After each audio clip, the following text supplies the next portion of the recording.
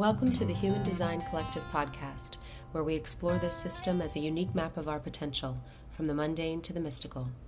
If you're looking to dive deeper into human design, join our Living Your Design workshop. You can start the course at any time and attend the live meetings on September 11th and 25th, 2021 with John Cole and Amy Lee. Rave ABCs is the next step in the foundation courses, through which we begin to see into the mechanics of our nature. We invite you to join us for our next live 5-week class starting November 10th, 2021. For more information, go to courses.humandesigncollective.com. Today's guest is Jonah Dempcy, a computer programmer, musician, and human design practitioner living in Santa Fe, New Mexico. He's known for the music project Revolution Void, as well as his YouTube channel where he gives free human design readings and jazz piano lessons. In this episode, we discuss Jonah's personal experience as a 5/1 Sacral Generator and some of the current hot topics in human design. Well, Jonah, thanks for joining us today on the podcast. It's great to have you here. It's great to be here. So I'm thinking back to when we first met. Was that, 2018 at the United Astrology Conference in Chicago? That's right. Yeah, I remember I had seen you on Facebook before, and I had seen that you joined the astrology group, and then I think I was posting about human design in there. It was, I'm pretty sure is how, which I was really ambivalent about because I was so deep in my generator experiment. I was like, is it initiating if I simply announce that I'm interested in meeting other human design people, And I think I did somehow get around that because it either came up or, what it was probably was the person that actually gifted me the UAC tickets, connected me with a bunch of their friends and told them all, this guy does human design. And so I think they started posting about it and the freaks came out of the woodwork, as it were. That's right. And I remember seeing your post. I was heading into this big astrological conference that happens every 4 to 6 years. And I was so jazzed up about human design at the time. Not that I wasn't interested in, the astrology part of the conference. I was, but I was more excited that there would be some people there that I could actually meet in person and talk about human design with. I think I saw your post and that's how we connected, and then ended up spending a good part of the conference together, running around, sharing human design with a few others, and meeting you and hanging out with you ended up being the highlight of it for me. We had a blast, we hung out with Chetan Parkin, who is also a 2/4 like you, and his person he was there with, his colleague, was a 5/1 like me. So we had this little 5/1, 2/4 group. I was bringing in some of the more heretical people. I was connecting with David Palmer, who's a really kind of heretical astrologer. He's also a 5/1, and he was one of the only other people there who knew about human design. I was really surprised. I think I was kind of naive then because I assumed that I was really late to the party. And I assumed that everybody else had more mutative secret knowledge than me. And, I was just an outsider. And it was so funny to then be able to meet someone like Chetan or to meet you and to be able to all speak the same language together. It was such a delight, and I had such a blast. And we went to lunch at the same place every day, following your taste determination. That's right. We did. It was great. It was like a natural enough food place, but it was also the same menu and part of a chain that was in Austin, where you're from. So that was a nice, how to eat on vacation or on a trip with taste. When you're close. You have to kind of both, because you have to eat like local. You can't just do fast food or something. And it wasn't. It was really delicious local, greens and things like that, and quinoa bowls. But exactly. And we got to work with the pentadynamics of trying to figure out where everyone is going to go eat lunch and to accommodate all the different tastes and eating styles. And then one great memory I don't want to forget was just when you were giving a reading. So I got to see, for our listeners out there, John is an absolutely fantastic human design analyst, and I got to kind of see him in action when we did a little bit of dual analyst, human design readings for people. And he has that channel of, initiation. So he would often kick it off. But I think one of those first ones we did was at that restaurant, and you pointed it out. You kind of kept nodding your head, and it was a guy that looked just like Ra. And it was such a nice little synchronicity to have this old bearded dude, sitting over there. Yeah, I remember that he was at the table near us. It's uncanny how much he looked like Ra. It was an interesting moment. What to do with that, I don't know. But yeah, since then, that was 2018, so much has happened. I mean, human design has kind of exploded all over, at least the, Facebook and Instagram. And We're seeing a lot of interest coming in, in terms of session work and classes. I know you spend a lot of time talking with people. You run a local meetup group where you live, and you're pretty active online. What are you seeing out there? What are some of the topics that are coming up or that have caught your interest? Well, I definitely go in phases of how available I am on social media platforms. And so I kind of typically will have these periods of time where I'm out of the loop and so on. And even this last year, we had to postpone the in-person weekly sessions because of the pandemic. So I ended up not having as much in-person human design discussion. Some of that did translate into more time spent online. I've kind of moved through different human design groups on Facebook. And then more recently, I was added to a group chat on Instagram with a lot of Instagram human design accounts. And I was really happy to discover them. I still don't use Instagram that much as a platform. So it's definitely been a big change since 2018. I mean, it felt like at that time, that human design was kind of secret almost. I mean, people really did not know about it. And even people who thought they'd heard of it typically had heard of gene keys. And that's what I found again and again and again in Seattle, where I lived for 25 years. And so as I was living in Seattle and I was meeting people, I would sometimes mention human design, or often I wouldn't. And it was all Gene Keys. I ended up actually, just as a side note, I ended up going to Gene Keys courses there. And I was just chuckling to myself yesterday how they never, ever found out that I knew anything about human design or Gene Keys, because I was so deep in the experiment of not initiating, I wasn't about to volunteer that information. Nobody ever asked me. But I ended up meeting all these Gene Keys people who just thought I was just some rube off the street and treated me like one. It was an interesting experience. So, that trip to Chicago in, May, June of 2018 was really life-changing to me, because I stopped by Santa Fe on the way back from Chicago, and I stayed in Santa Fe for 2 weeks and just fell in love with it here and ended up moving 3 months later. And that's where I've lived since then. And since I moved here also, it's interesting, I've actually met in person a lot of people who are into human design. And I hadn't realized that, how there is this little mutative pocket of the US here in Santa Fe, where there are a lot of human design practitioners. One of the most fun synchronicities I had with that was on the Human Design New Year this year, January, whatever it was, 21st, 22nd, the sun going into Gate 41, the first time of Gate 41. And I was hosting a rave New Year party at my retail space in downtown Santa Fe. And I was with my business partner, Michael Steenbeck-Litvin, who's also really, he also does, human design and so on. We're having this kind of rave New Year celebration. And we end up seeing that somebody else is doing a live stream on Instagram. And it's this guy, Teo Montoya, who's, a cool human design kind of Instagram account and posts, educational materials and so on. We start watching his live stream, and pretty soon we realize he has just moved to Santa Fe and is at that moment 0.5 miles, half a mile from our physical location. Wow. So he came over and we celebrated the Rave New Year together. I do love that I'm feeling a little more connected now through Instagram and Facebook. There is this virtual community or communities, and there are some bifurcations happening. And I think that would be one of the interesting things to talk about, is just some of the offshoots. I mean, there's older offshoots like Gene Keys, where, it's fairly well established, but then there's these newer offshoots, like what's being called cosmic sidereal human design. There's also quantum human design that Karen Curry Parker. There's obviously the work of John Martin and Teresa Blanding, which is also diverges in certain significant ways from human design. There's the work of John from Genetic Matrix, which diverges in certain ways as well, although perhaps he's a little more. Yeah, I'd be curious to hear your take on that. But yeah, it seems like there's a real renaissance and a real proliferation of viewpoints. Some of it is really mutative. Some of it is not. Some of it is actually really, for lack of a better term, like seven-centered kind of self-help culture, co-opting human design terms and concepts.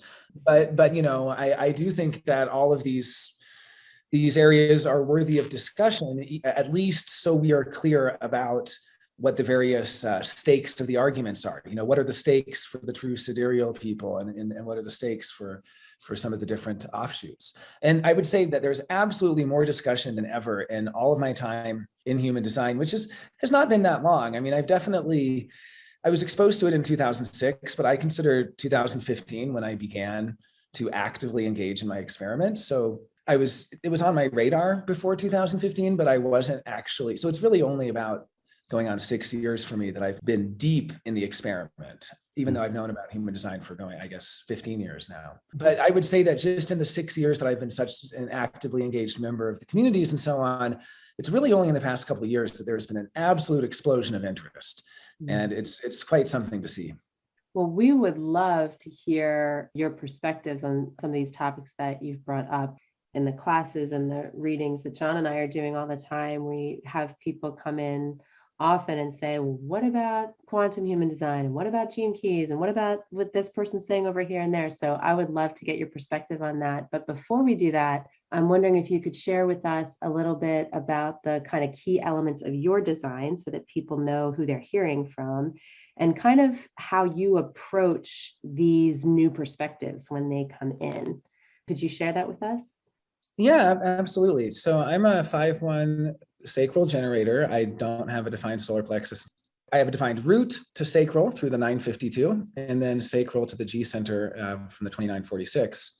So I only have 2 channels. And my personal experience of my chart has been that for about the first year of really experimenting with sacral response, I was struggling with it, and I was having a lot of kind of a year of chaos, which I'm on the cross of healing, and I kind of believe that your incarnation cross not only contains, within it certain hints for what your potential purposes in life may be, but also to the deconditioning process itself. A sleeping phoenix is going to wake up and burn everything to the ground, and a cross of healing is going to have to get really sick first, before they can actually really decondition into what that design is, which in my case is all about the sacral response.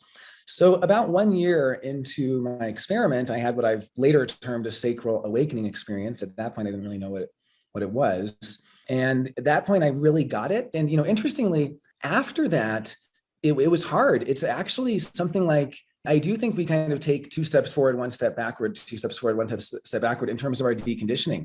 And it's not always a straight line. And in fact, we get sidetracked sometimes for years, in our process. And I felt some cold comfort in the idea that, Uranus, whose keynote is the sidetrack, is actually the friend of the human design experimenter, and that it's nothing to worry about if you seem to get pulled into these different areas, because that's part of it. That's part of the human design experiment itself is being surprised where you end up, because it doesn't really go where you expect it.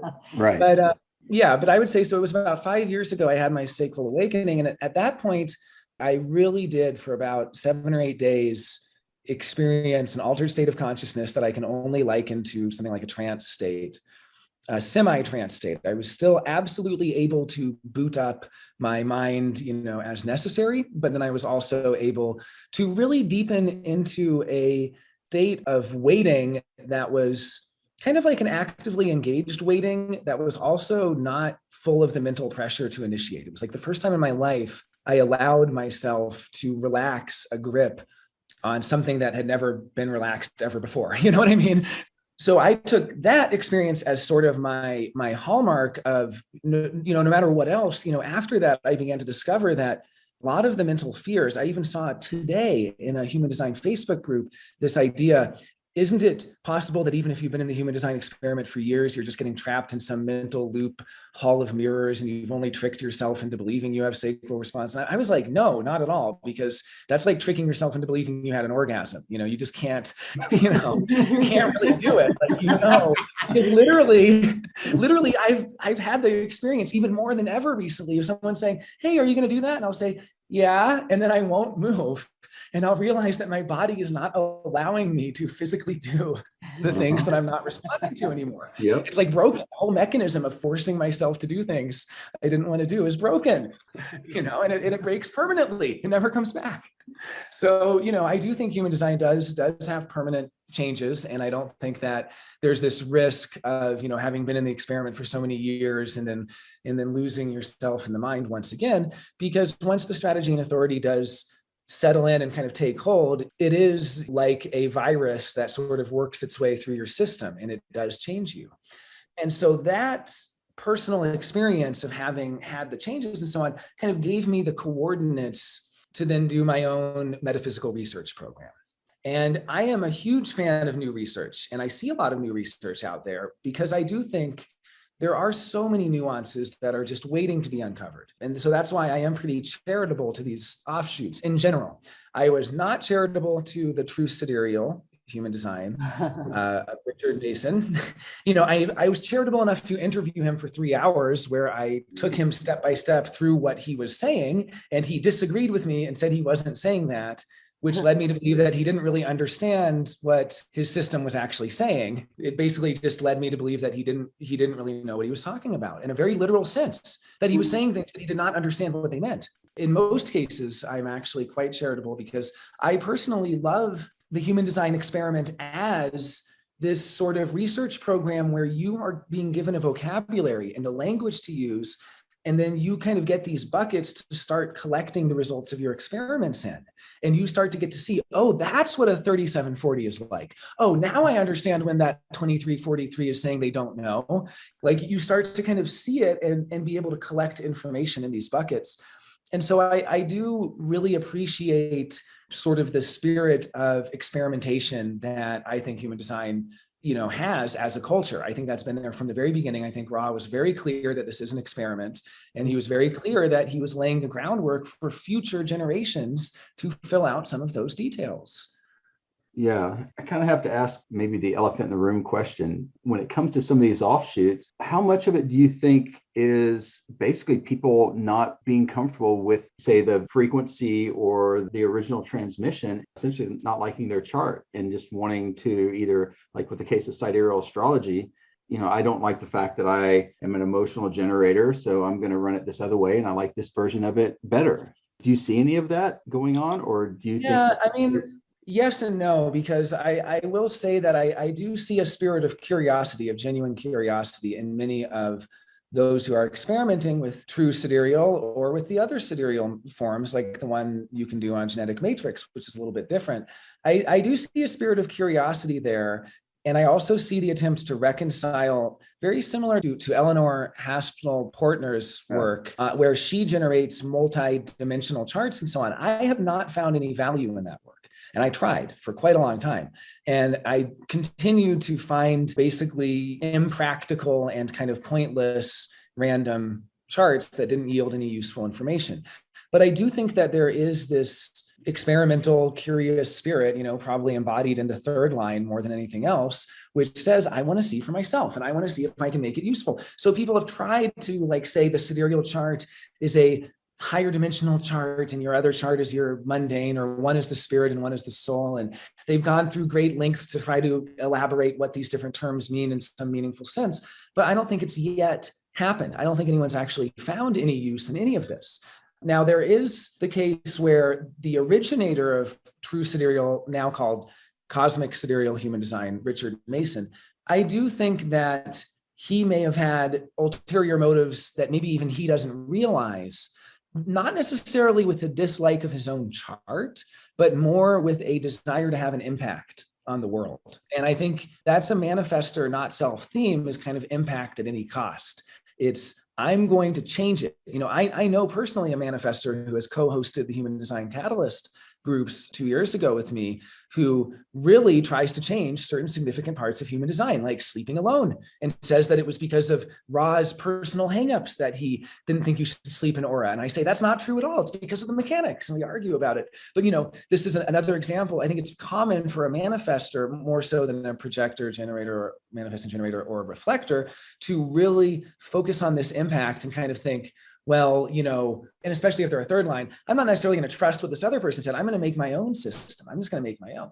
Now, of course, this happens with other types too. And I believe Richard Rudd is a generator. I could be wrong about that. I don't really spend a lot of time looking at the charts of these people, also because I don't want to necessarily corrupt my view. I mean, I don't really mind if somebody tells me the chart of somebody, but I'm not really looking for explanations in the chart so much. So even what I'm saying about how manifestor, not self-themes, are trying to have impact at any cost, I don't want to take that too far, because I think anybody can go out there and say, here's my new system. The difference is, if you're a manifestor, you can have a huge impact. And it's incredible to me what a big impact these manifestors have had. John from Genetic Matrix, 3 years ago, changed his time zone calculations. And for 3 years, a significant portion of the charts he has generated on Genetic Matrix have been slightly wrong in areas like variable and dietary regimen and motivation. That's just a manifestor having a huge impact, that a huge negative impact even, that they don't realize. Richard Mason as well with the true sidereal has really had a lot of impact with his statements. And he's actually been pretty disingenuous. For instance, I don't want to go into the details too much unless you would like me to, but he really led people to believe that he was using the true sidereal astrological system, the true sidereal astrological modifications, because there's a whole astrological school of thought that actually modifies the zodiac to better match the constellations. And there are valid reasons why someone might want to do that, especially in astrology. I don't really think there are valid reasons in human design, but for astrology, it makes sense why true sidereal astrology emerged. But then Richard Mason took all of these valid or potentially valid reasons from true sidereal astrology, claimed his system as true sidereal human design, and claimed that he was using the true sidereal modification. Well, it came out months later that he had not informed anyone that he was merely using the number of degrees offset, but was not making any of the other modifications that true sidereal astrology makes to the widths of the signs and so on. Beyond that, he admitted as much in my interview with him. And then a week later on Facebook, someone asked him, could you tell me what modifications to the signs true sidereal uses? And he sent them the list, neglecting to inform them that he ignores that list and that he was making true sidereal human design in name only, not even applying the principles of true sidereal astrology consistently. Yeah, I come from a background in astrology. I spent years doing Western astrology, modern Western astrology, and then I ended up going into Vedic or Indian sidereal astrology, and then moved back to traditional Western astrology like Hellenistic and Greek astrology, really because I personally found that the sidereal astrology in my own practice and own experience and that of my clients didn't hold up very well. And it's kind of a big statement, to dismiss all that, which I'm not doing right now. But I will say that even in the astrological community, there are people who are doing Indian astrology, Vedic astrology, and they are using the tropical zodiac, which I find interesting. And one of the things that is being kind of put forth is that things were mistranslated along the way. And there is a specific use for sidereal astrology, and there's a use for tropical astrology, and that's been mixed up. So that's kind of a whole nother topic, but well, but it's actually core to the, no, it's another topic, but it's core to the issue here. And I think it's the same in human design, where the human design system itself does use sidereal. It right. uses it for the global cycles. And I think this is a real misunderstanding when people say, well, human design should use sidereal. It's like, we are. And when you redouble that sidereal calculation, you actually lose one of the zodiacs. You don't gain one, you lose one. Right. And so yeah. There's a small group who I consider very well researched, very knowledgeable Vedic astrologers with a lot of experience and time in the game. And what they're doing is they are using the tropical zodiac for the signs, for the houses, to place the planets in the wheel or in the chart. And then they're using this sidereal zodiac for the nakshatras and for very certain dashas and timing mechanisms that are based on the positions of the fixed stars. And I see that as being coherent or in line with the way it's used in human design, like you just said, where we're using the global cycles referencing the sidereal zodiac. But when it comes to our experience in our bodies on this planet, we're mapping the positions of the planets through the astrological tropical zodiac to the gates of the I Ching and the wheel and the Rave Mandala. Yeah, absolutely. And that's yeah, you said it perfectly. We really are using both. I have two comments, I guess, about the validity of astrology, or maybe three. A lot of different astrological systems do work, and they work because there is a sort of fractal repetition of the sort of absolute of the matrix, if we could call it that, or of the Maya, not matrix in the sense of the movie, but I like to kind of think of it that way. I think it was actually Richard Tarnas, the archetypal astrologer, who said, Rick Tarnas, he only really looked at the planetary cycles, the synodic cycles. He didn't really spend a lot of time on ascendant but he would look at the planetary cycles. And because he studied them for 15 years, he became really adept at kind of decoding and deconstructing and synthesizing narratives out of these global cycles. And he is fantastic. I absolutely still watch all of his archetypal astrological material. And I like to synthesize that in with my own understandings of the changes happening because of the global cycles.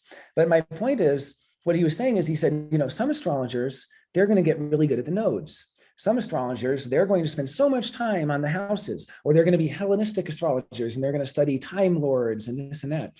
And again, I think even, traditional conventional Vedic astrology. I mean, we shouldn't forget that Ra Uru Hu's year of death was correctly predicted by a Vedic astrologer. So I guess my first point here is any metaphysical research program you embark on, you can get really good at gleaning information from subtle changes that other people would miss. So, and that goes for any of them because there is a sort of fractally repeating pattern.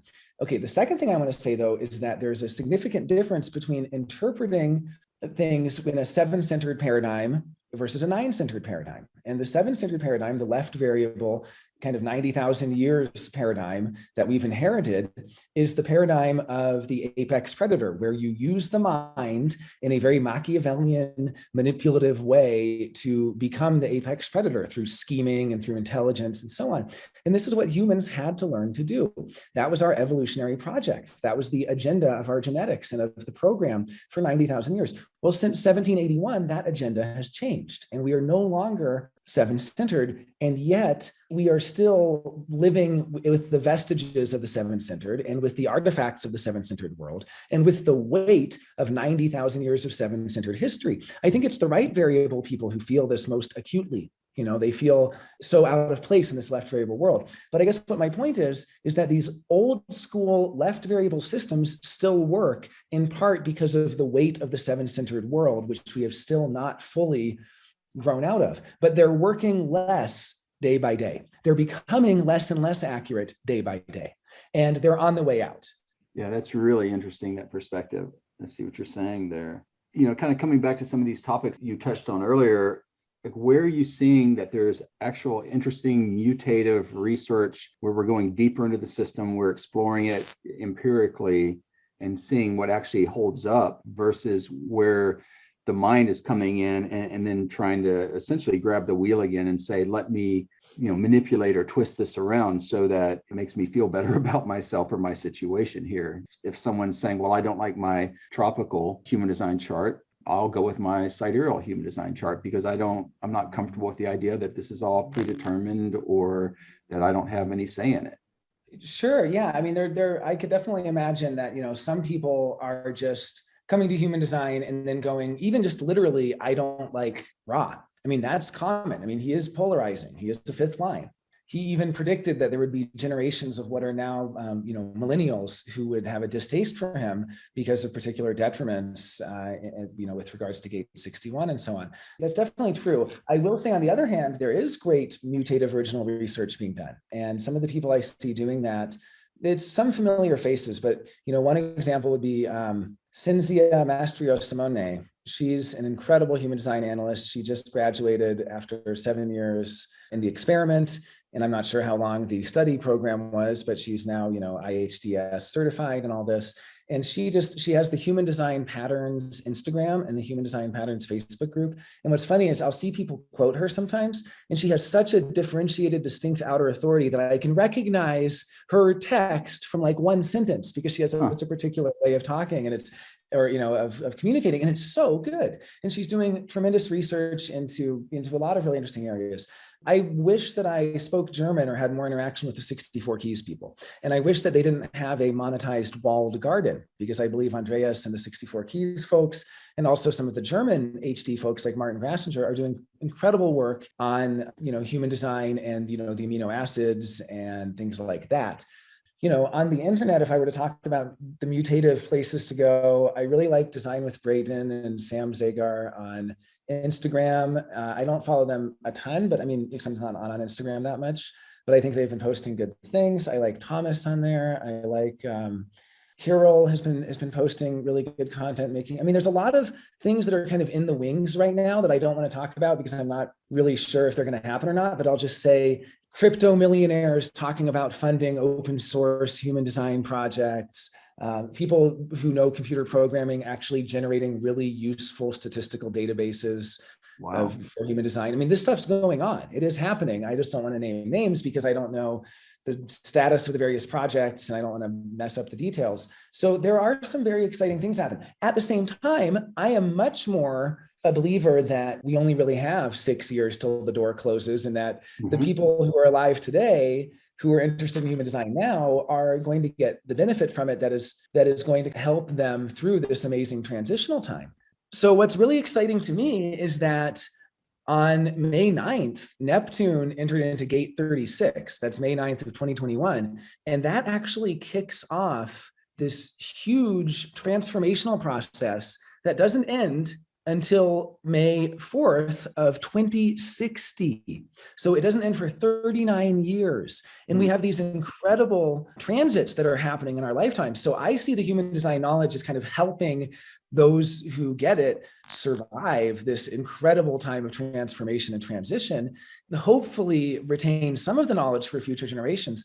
But I'm not so optimistic about large scale projects in the future, because what I see here is as Neptune enters into gate 36, this is the human experiential way. This is it's all about what it means to be human. And you'll see that as Neptune goes through gate 36, it finally leaves gate 36 in 2024. And then 2 days later, Pluto enters into gate 41 and begins transforming. For those who aren't familiar, gate 41 and gate 36 are both in the human experiential way. So Pluto's going in there and it's transforming what it means to be human, transforming the human story. The last time I was in gate 41 was the Declaration of Independence or something. And then we have these incredible synchronicities that happen, these synchronistic movements flashing forward to the year 2056, when Neptune goes into gate 35, which is also part of the human experiential way. After 4 years in 2060, it leaves gate 35 a mere 1 day before Pluto enters gate 36.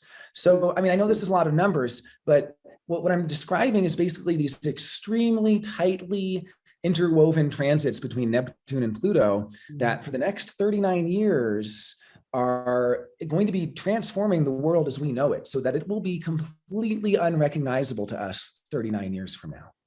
That kind of hits kind of close to home. My son's in gate 41, so I'm thinking about that. Pluto hits 41. Well, but you're in the second line, so you have a little time at least. I got a little bit of time before it all goes down. But yeah, so it does seem that we're kind of in the home stretch, or I mean, we're already end of this transition. The last gasping breath.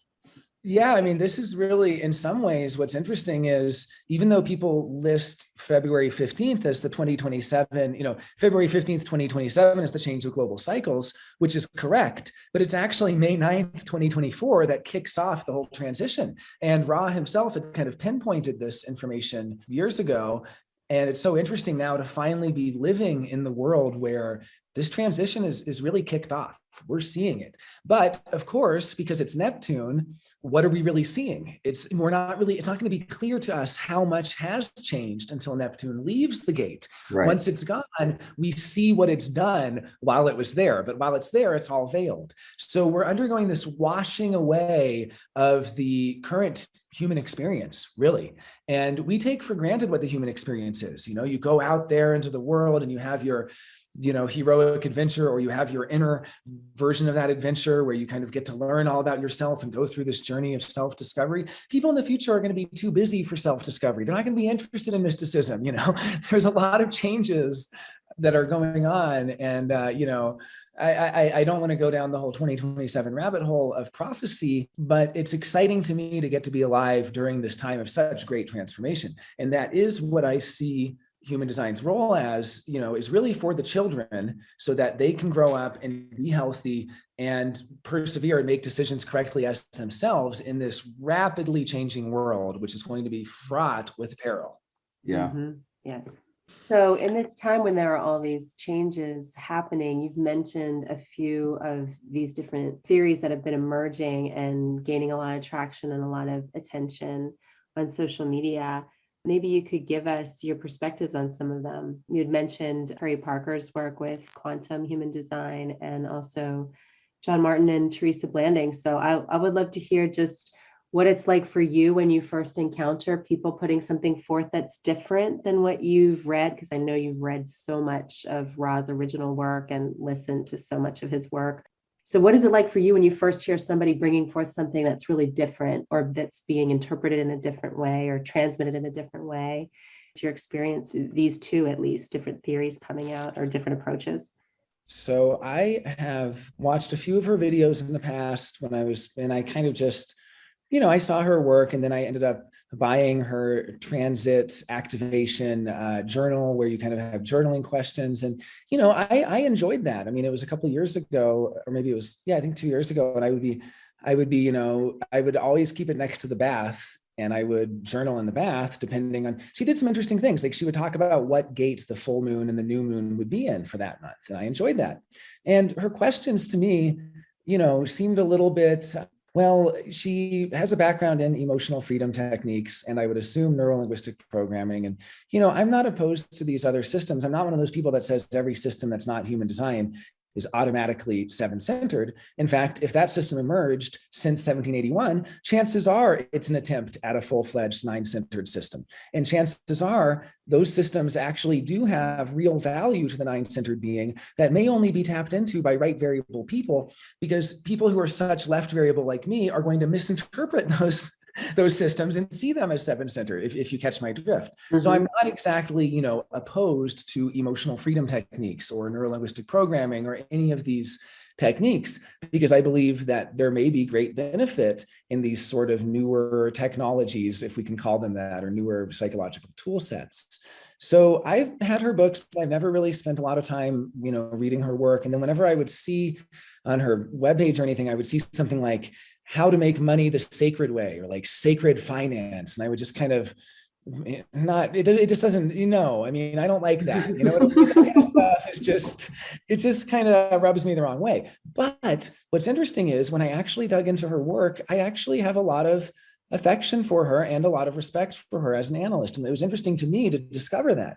So I hadn't really dug into her work until there began to be these criticisms from some of the Instagram community that I'm now a part of. I was kind of added to this group text, and I'm really glad that they did, because I'm not some guy who's like totally in the loop scanning all of the new content. I really, have to be kind of pulled into it sometimes. And so I was added to this group. And one of the things in that group was people saying, well, and they were making memes about it, about how Karen Curry Parker had recently stated, if you're a generator and you're feeling really frustrated, don't quit. Just keep going, push through it. And they were saying, they were making jokes like that she was really telling people to not live their design, like to ignore the signpost of frustration as a signpost you're going kind of the wrong direction or something. And I just think that is not a very charitable view, because I understood immediately what she meant.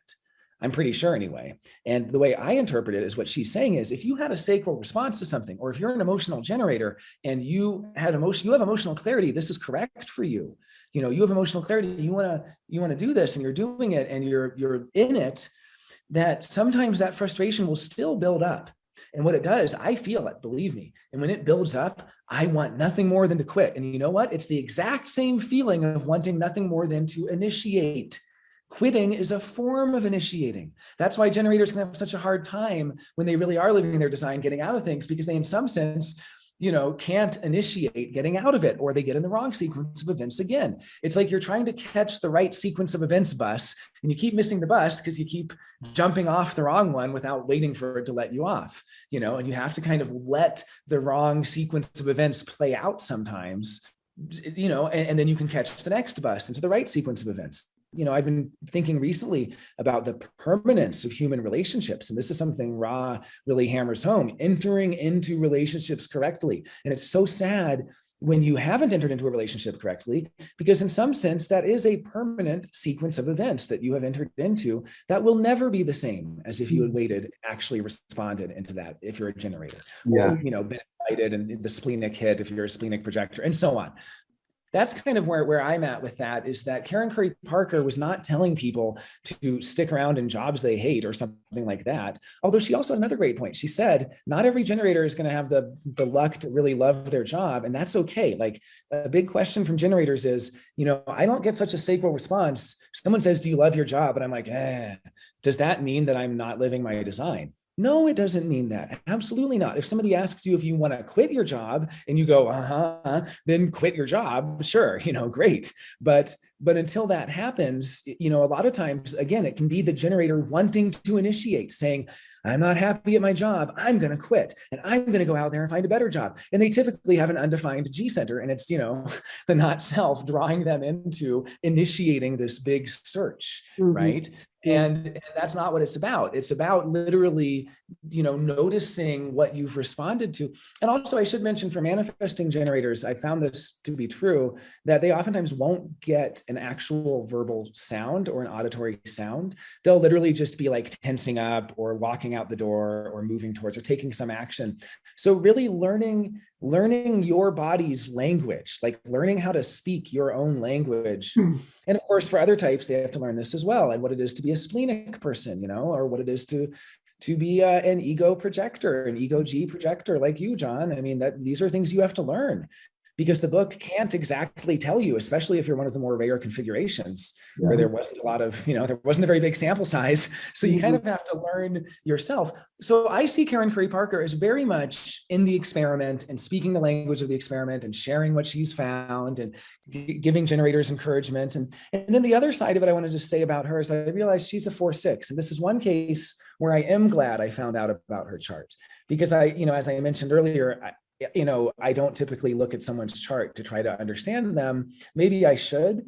I used to do that more, but now I feel like with my undefined head and undefined ajna, oftentimes I just don't want to push my mind to try to, you know what I mean? I just kind of like let it go, and I don't really push to do that. But for whatever reason, her chart did pop up. I think someone had posted it, and I saw that she was a 4/6, and I went, of course she's a 4/6. This makes all the sense in the world. She is externalizing a certain way of being.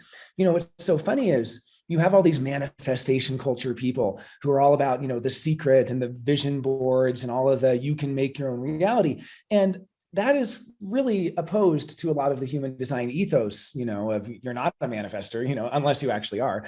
But even if you are a manifester, you still don't want to go out there, doing it like this. Like you want to instead, wait for your emotional clarity, or you want to wait till you know that you have enough willpower to complete it, and so on. So I guess my point is, this whole manifestation culture thing, really does seem like a real trap for a lot of people. However, if you have a fourth line, which is really, a third of people out there might actually be something to it. By which I mean, the fourth line, what they externalize does become their reality. And they do become poster children for certain ways of being and certain ways of living. For me, it doesn't really help me. For me to put out an image and so on is not really going to necessarily create that reality around me. I have to deliver something practical. I'll be burned at the stake if I don't. But for a fourth line, part of their duty is to sort of create this atmosphere, to externalize a certain way of being in the world, and to become sort of a poster child for that. Well, and I see her as a poster child of a very satisfied generator. Right. Oh, well, this is the term Instagram influencer seems, or, whatever, what do they call it? Social media influencer, whatever it is, like that's the fourth line for sure. But I want to come back to this point that you made about the sacral, because I'm a mental projector. So I have no energy center definition in my own design.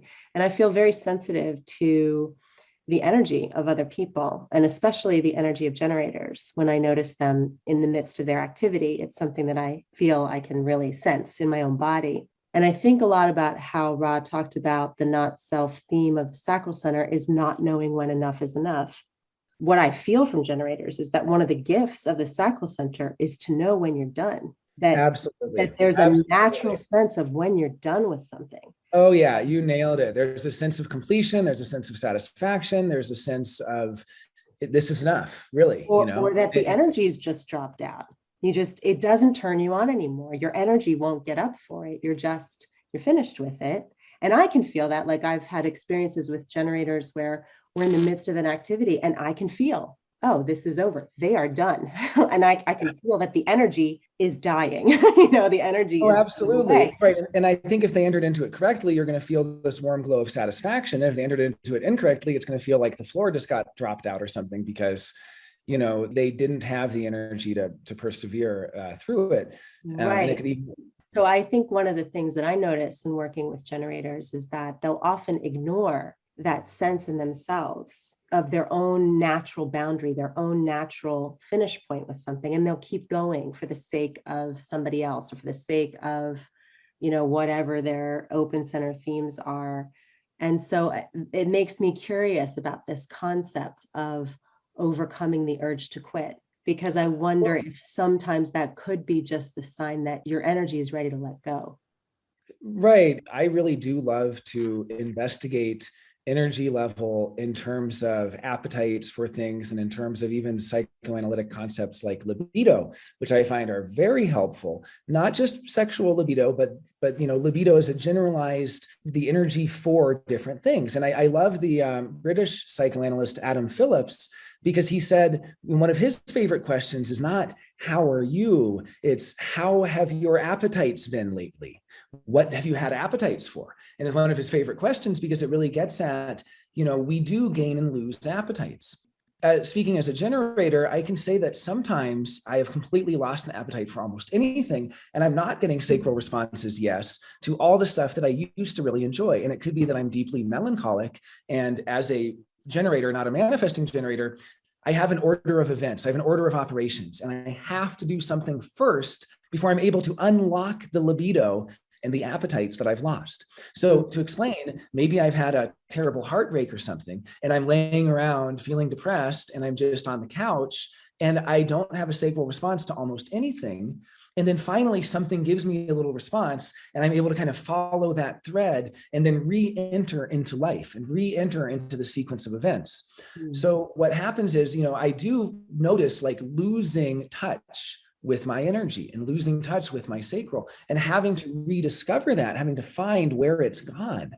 Something that used to be so satisfying to me is no longer satisfying. Something I used to really enjoy has now just become a chore. So what you're talking about with that knowing when to quit, when it's become a chore, is absolutely spot on. And I think projectors can be the most helpful people in the world for noticing that. I think that's tremendous. What you're talking about is where a generator doesn't realize they've lost the steam. What Karen Curry Parker's talking about is when the generator themselves is feeling such an innate pressure to initiate something. And they just have to take a deep breath and go for a walk and go, no, I'm not going to initiate it. Just like I'm not going to walk up and talk to that person I want to talk to. Just like I'm not going to go out there and, tell this person, basically, I think that a lot of generators struggle with this, where, like if I send a text to somebody and they haven't sent a text back, there's a desire that to initiate, to keep sending texts. And that's the not self of the generator. That's going against the natural flow. It's barking up the wrong tree, and it doesn't matter what that tree is and how much you think that tree is for you. It's not for you. If you're knocking on that, or if you're trying to, get a reaction and it's not happening. And it ends up with these things where I think a lot of the relational issues between people in relationships nowadays, 70% of them are generators. And so many of them, those relationship issues are caused by them initiating. They initiate. And a lot of times, I will say also, as a generator that has an undefined solar plexus, if I miss my opportunity to confront through authentic response, then it's like a train wreck, because later I can't really fix it. So if someone says, is this okay? And I'm like, sacrally no, but I say, because of my undefined solar plexus, yeah, it's okay. And I go along with it. Then later to say, hey, that's not okay, you don't necessarily get an opportunity to do that in response. So it kind of causes this train wreck effect by missing the chance to respond. The longer I go into human design, it really is about sequences of events. And you see that when you enter into something correctly, you're going to have those times where you want to initiate quitting, and you got to persevere. Likewise, if you enter into something incorrectly, you're going to lose steam on it and maybe think that you still have steam, and maybe need a good projector friend to help tell you that you've lost steam on that. Yes. Yeah.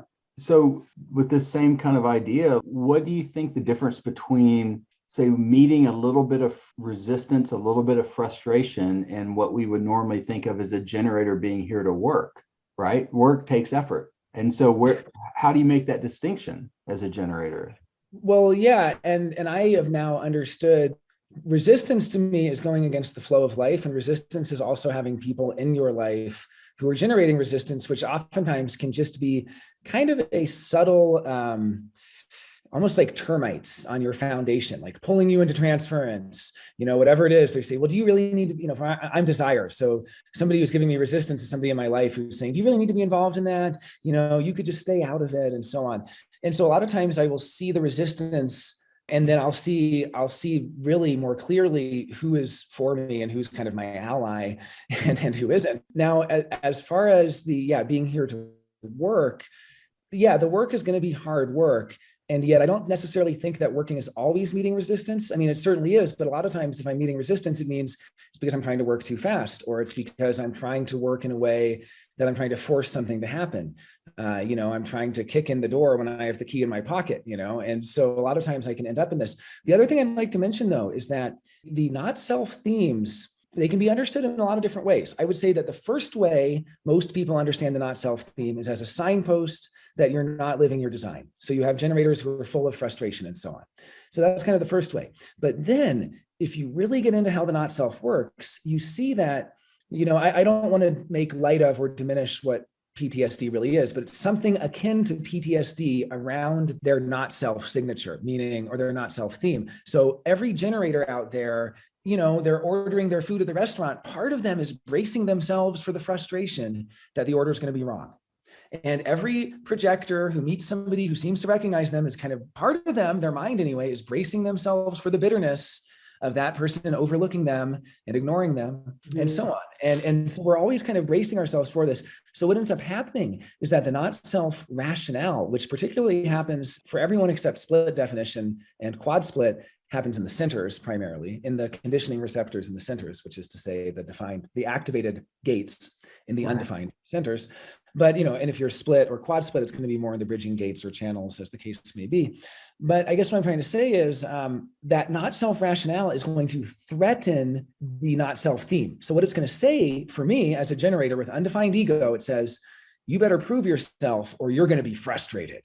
My undefined solar plexus, it says, you better not disappoint that person or you're going to be frustrated, and you can avoid frustration as long as you walk on eggshells around them, as long as you don't disappoint them, as long as you prove that you're capable of this, and so on. And so the not self is going to kind of threaten the not self theme as a mental rationale. And so what I've realized is that in some sense, the problem for generators is not frustration. It's that they're making decisions based on trying to avoid frustration, right? They're making mental decisions going, I can avoid frustration if only I do this. And, the only thing that really works is to be true as a generator to your, sacral center or to your emotional clarity, working in tandem with that. And there's a version of this for every type. I don't want to make it generator specific.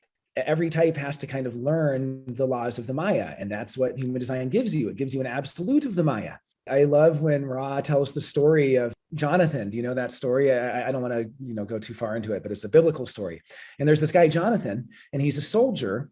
And he's coming back from battle, and little does he know that, Seth and the people who did the battle had made an agreement with a shaman, with this medicine man. And the agreement was they wouldn't eat any food for 24 hours. But he doesn't know this. He's just a lowly soldier. And he's coming back and he finds a beehive. And so he's munching on the honey and eating the beehive. And then, the shaman says, something is wrong. Now there will be pestilence and plague, for 40 years or whatever it is. And it's because of him. And the only solution is to put him to death. And so he's killed. And, Ra loves that story because he says, this shows for nature, there is really no excuse. You know what I mean? The laws of the Maya are the laws of the Maya. Jonathan, said, hey, I didn't know that I was breaking the law by eating this honey. And they said, well, too bad. You ate the honey. That's why I love human design, because it really tells you how it works. You get to see how it works, and then you get to see. And that's equally valid part of the experiment, especially for third lines. Mm-hmm. But, everyone goes through that. You really get to see what happens. I didn't used to have such a sensitivity to my dietary regimen until I began eating correctly. Then I kind of stopped eating correctly as an experiment. And whew, when you violate that law of the Maya, you're not going to feel very good. So yeah, you're making a great point there. When we're going up against the laws of nature, the laws of the body, the laws of physics, or whatever the fundamental laws are that we all have to abide by, we get that direct feedback one way or the other. The body will start complaining or getting ill or whatever it is. And that is a feedback loop. Absolutely. But yeah, as far as, the not self rationale, I think that it can be so nefarious that people can actually try to avoid the not self theme as a way, and then they ironically end up getting it. The more I tried to avoid the frustration, the more I would, end up initiating. I would think I can avoid this frustration as long as I prove to them, because I have an undefined ego, right? Or I can avoid this frustration as long as I, insert solar plexus things, right? As long as I'm exciting and fun and adventurous and all this stuff.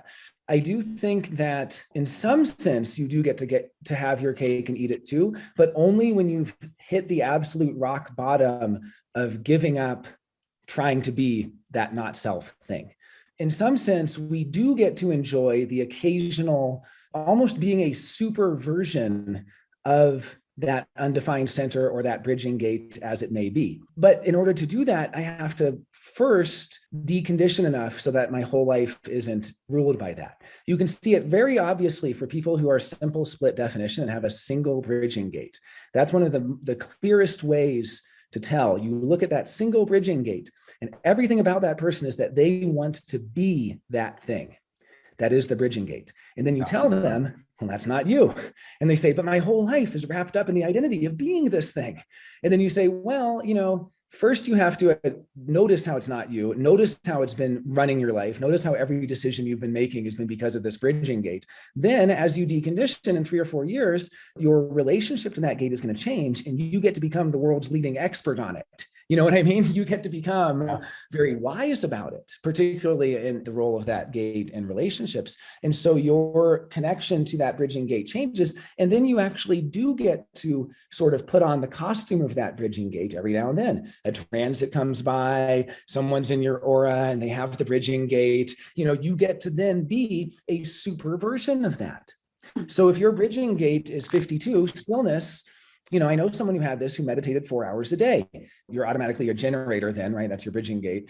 Believe me, this person was not satisfied by all that meditation. It wasn't working, right? Because everything for this person was, I am the meditator. I have stillness. But they didn't. They only had the 9, not the 52. And there's a lot of depression there. There's a lot of depression in the format channels when they have hanging gates.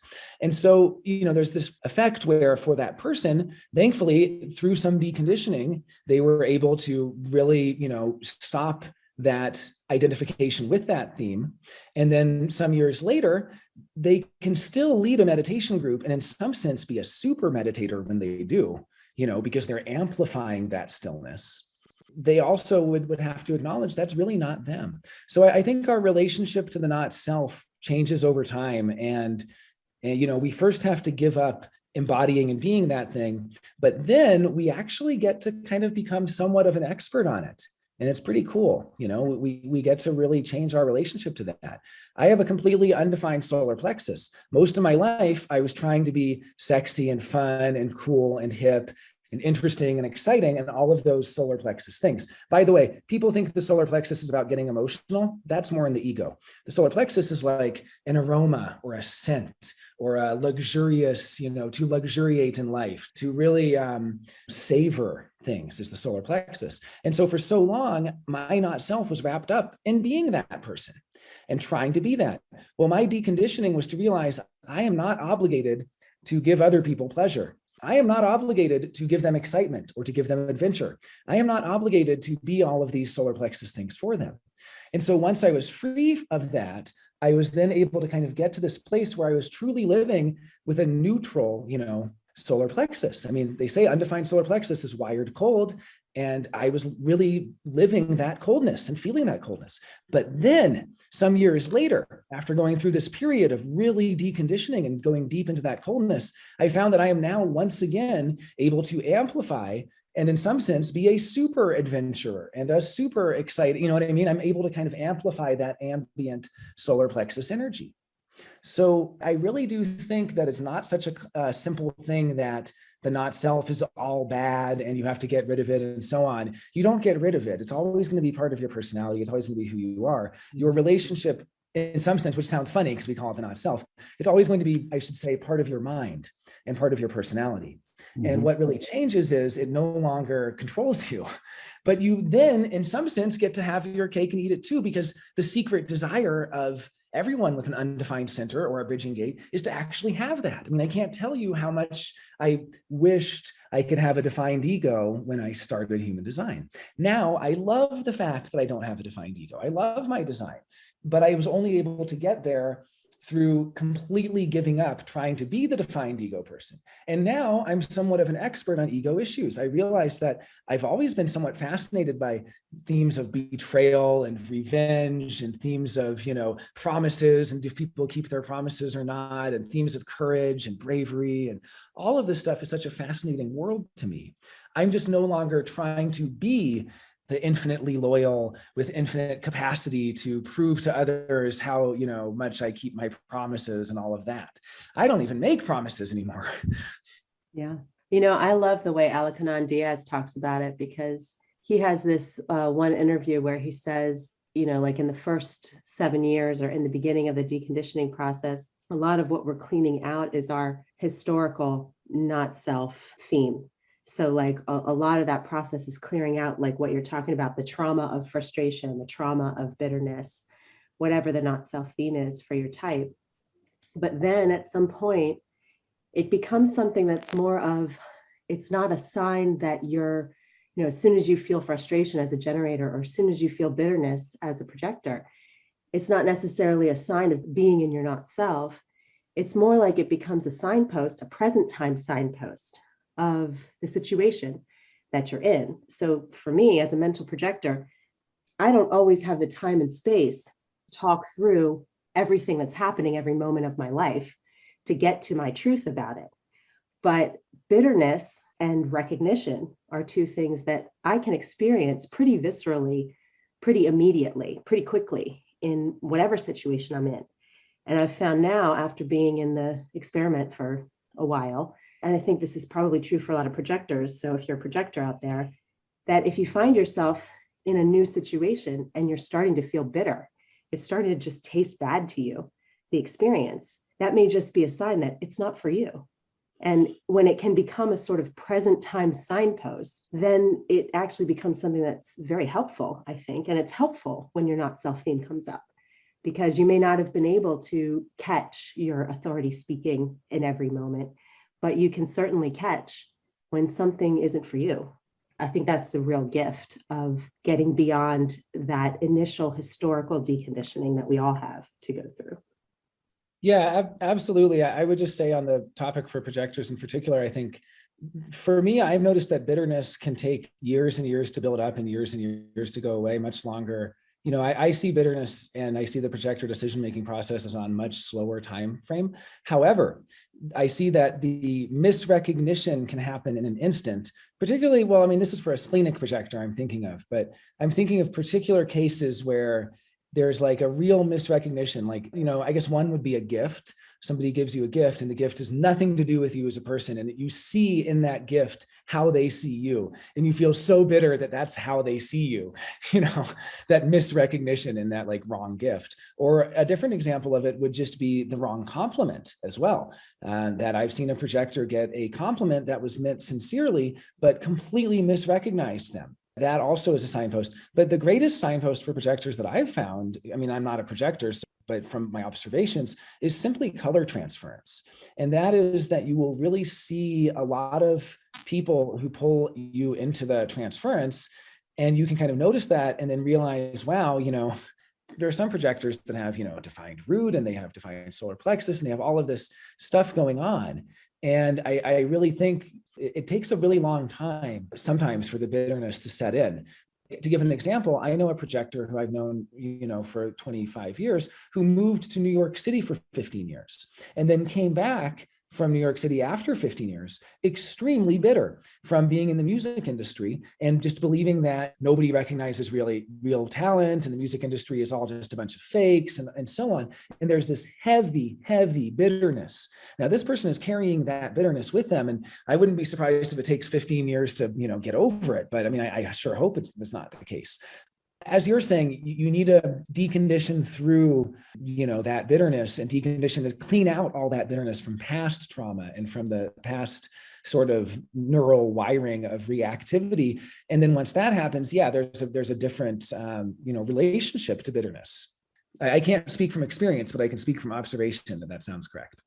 I do want to finish on one last topic, which you brought up, Amy, which is John Martin and Teresa Blanding. Mm-hmm.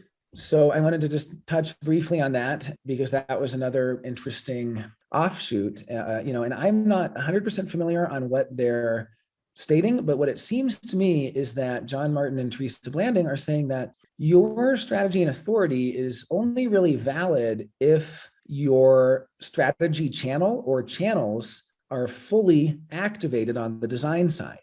And that if they're only half design and half personality, or if they are fully personality but only half design, or fully personality and no design, in any of those cases, that your strategy and authority might not work for you. And instead, you might have something more similar to the reflector strategy of waiting a month and waiting to notice your design tone, right? The tone of your design sun earth, that is the design internal.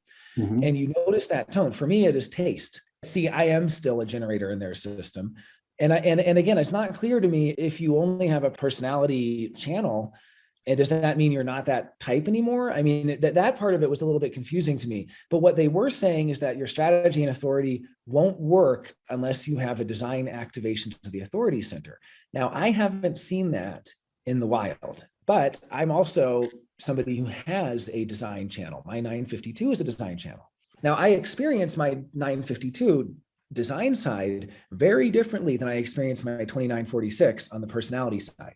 That 2946 on the personality side, because it's all in black, it's all personality, I experience that. And I've only been thinking about this recently, so I haven't fully digested what this might mean, but it seems to me that even though I get a physical sacral response, that physical sacral response is often to information. It's often to having gotten enough information or even the right combination of words. And so people will be asking me if I want to commit to an experience. Do you want to go on this road trip? And I'll have no reaction. And I'll say, tell me more and tell me more. And sometimes at the end, I say, I really don't know. And then the next day they say, by the way, we're going to go here and here and here. And somebody said that place is the most magical park on the whatever. And that sequence of the words, the magical, enchanted, whatever. Like I'm thinking of an example. I went to the Great Sand Dunes up in Colorado last month. And the actual description of those sand dunes gave me a sacral response. Oh, hell yeah, I want to go to this. I wouldn't miss it for anything. But someone else describing it with different words may not have given me that sacral response. And so I can see for myself with that 2946, it's all about committing myself to an experience that I can't get out of until it's over. So I'm really committing myself to being there till the end.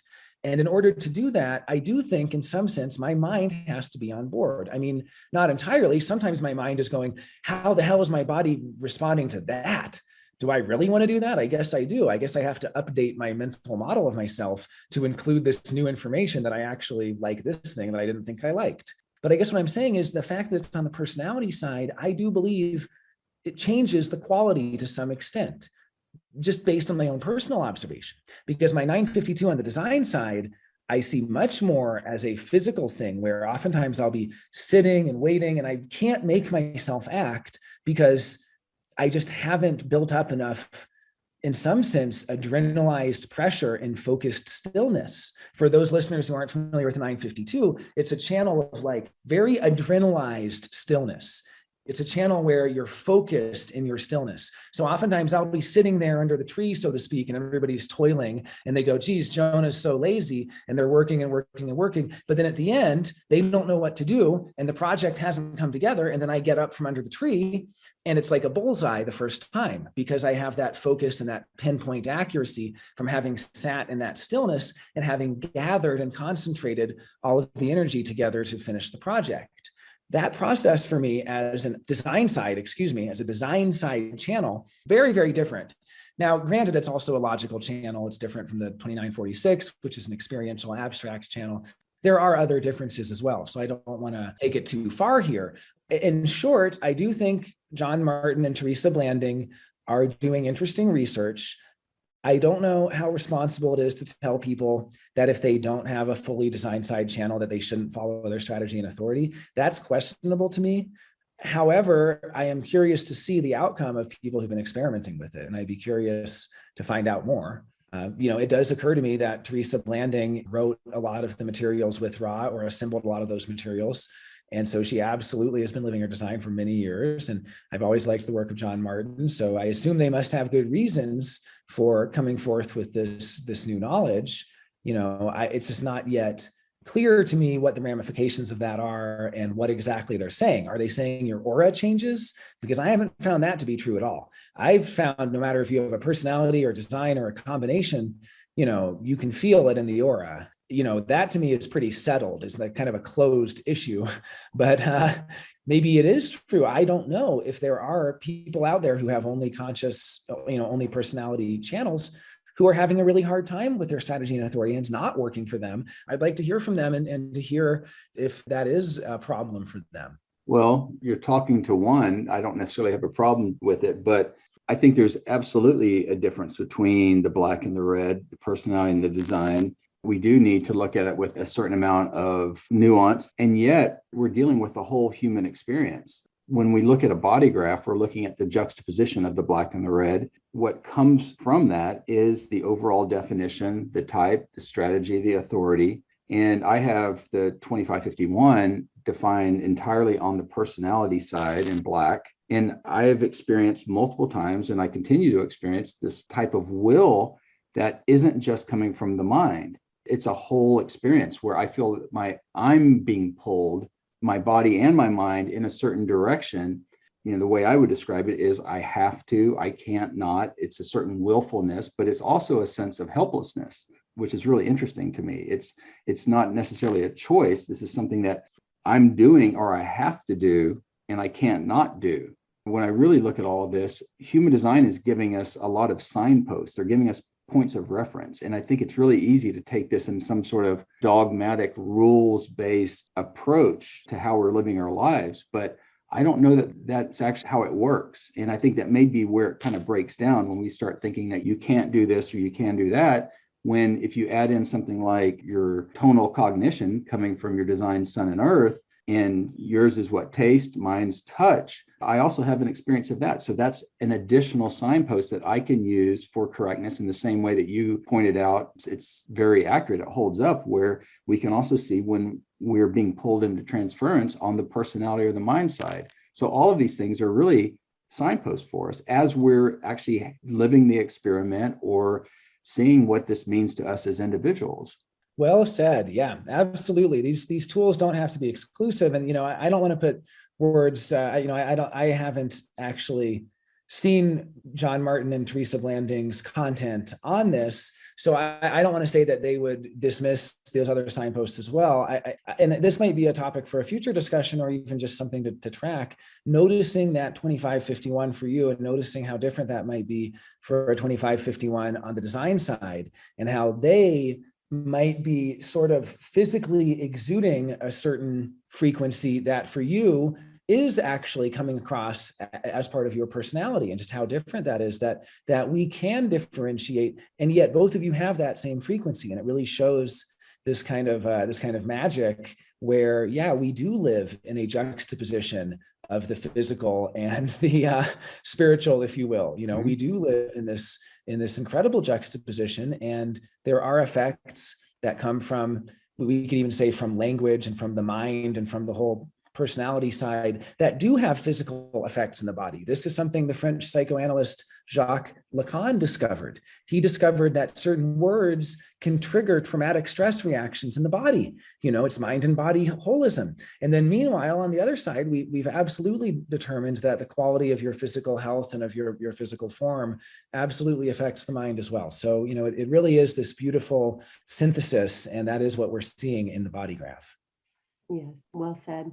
Gosh, we could talk for days, and we would really love to have you back again, Jonah, to talk more. I can feel your design so clearly. It's the focus and the concentration and the sharing and the power of your energy is really palpable. So thank you for sharing with us your perspective and your experience and all of the research and study that you've done. It's really a valuable thing to share. So we really appreciate it. Thank you for being with us. Thank you so much. I'm so happy to be here, and looking forward to the next time we can all get together in Aura.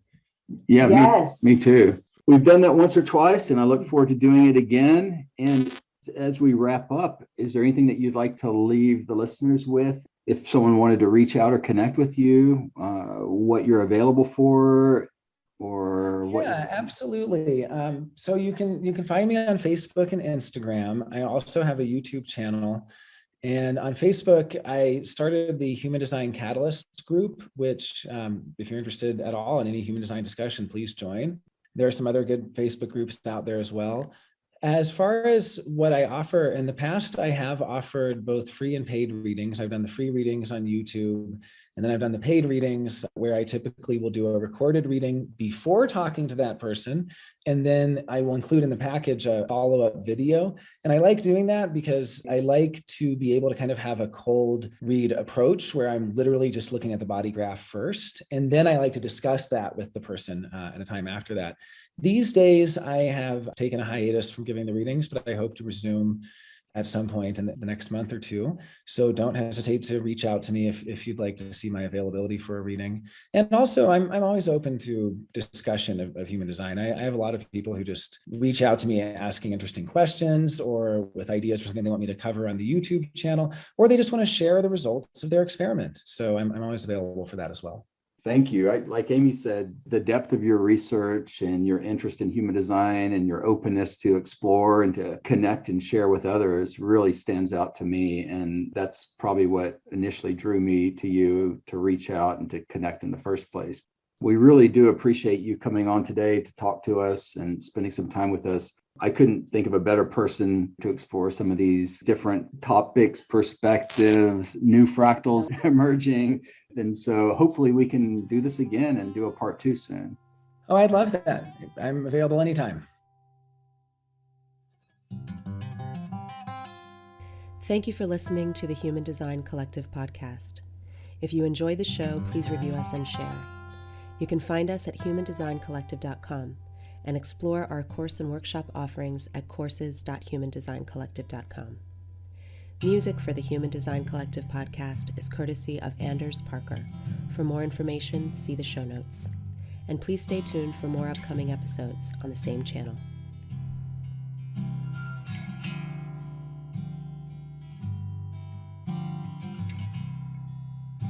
I know you're out there somewhere,